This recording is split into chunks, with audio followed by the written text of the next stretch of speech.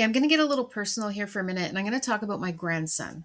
So he's 4, he'll be 5 next month, and I love talking about him because he is lights up my life. He does have ADHD, and I hate to label kids, but I think instead of saying that we're labeling them, there's always been kids with these tendencies, right? But the reason that the label is there is to help us learn how to manage kids whose brains work differently.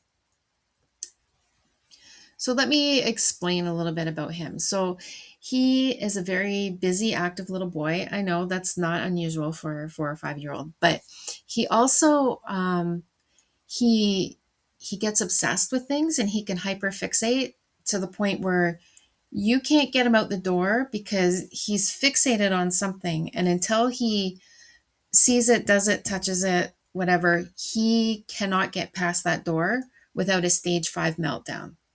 Now, I've raised 3 kids. Let me tell you, temper tantrums, meltdowns. This is not a normal temper tantrum meltdown. He literally, his brain can't get past it.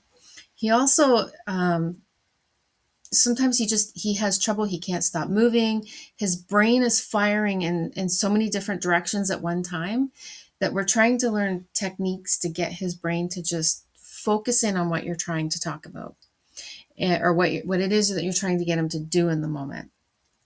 So let me explain a little bit. My daughter and my grandson live with me, so he's here every day. So I may be trying to get him out the door, get him in the bathtub, or get him to bed. And we might be heading in the right direction, but then I might say something to him that triggers something in his brain, and now his brain's somewhere else, and I can't get him to the bath. So I've got to try to get him to refocus.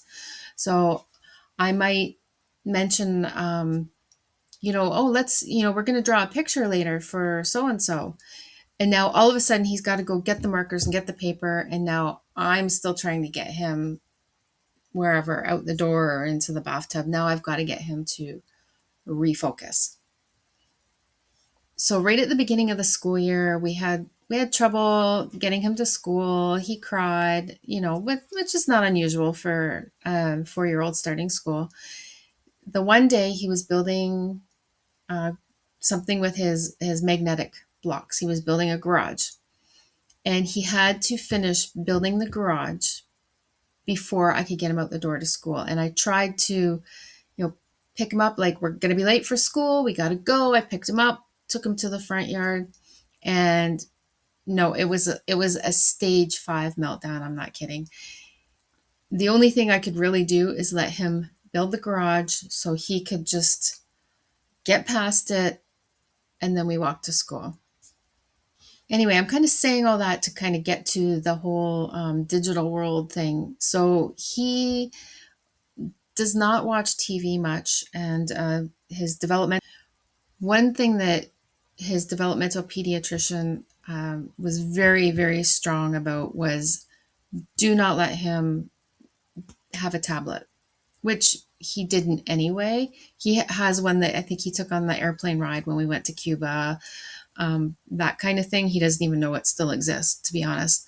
And she said, and absolutely not, video games or YouTube, because especially with a kid that hyperfixates, he'll just constantly like scroll. And we had put some videos on YouTube, just little, he liked to watch those people play with the Paw Patrol characters and stuff.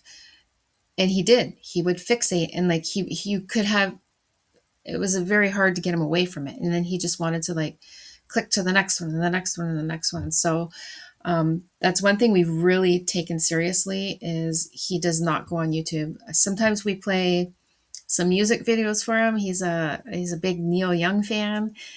He loves music. So we'll put something like that on, or we'll put Danny Go, where he gets to dance and get, use his energy, or just kid exercises, stuff like that. So he doesn't scroll YouTube. He might talk about things like Roblox or whatever because his friends talk about it, but he really doesn't even know what it is. He's never played a video game. But what he does enjoy, he likes to play music. He has a little ukulele. He makes his own songs. He loves to dig in the garden and he digs for bugs and he loves to help with everything to the point where sometimes it's a little bit annoying because you're trying to get stuff done and he just wants to help. He wants to help me make my coffee. He wants to help make dinner. He wants to help do the laundry. Like, so, I mean, it's great because he's learning things.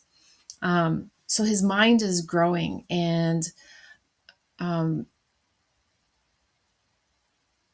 and then I think, you know, if he had a tablet in his hand all the time, he wouldn't be doing those things. He wouldn't be learning these things. So it's been a great thing for us here. Um, and we've learned a lot of other techniques about just how to ground him and how to try to refocus his mind. Um, I know a lot of people say, oh, you know, all kids are like that, but trust me, I had 3 kids of my own. I did daycare for many years and when they were little, and the brain's different, definitely different.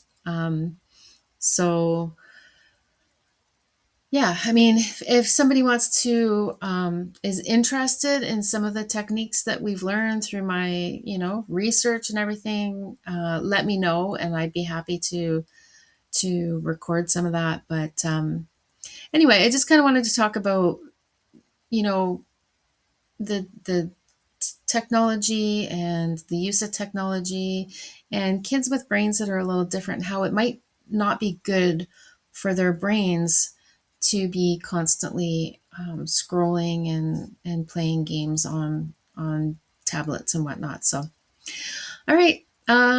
So let me know if you like the fact that I shared something a little more personal in my life, and I'd be happy to share more or share some experiences with you. Um, okay, so that's all for now.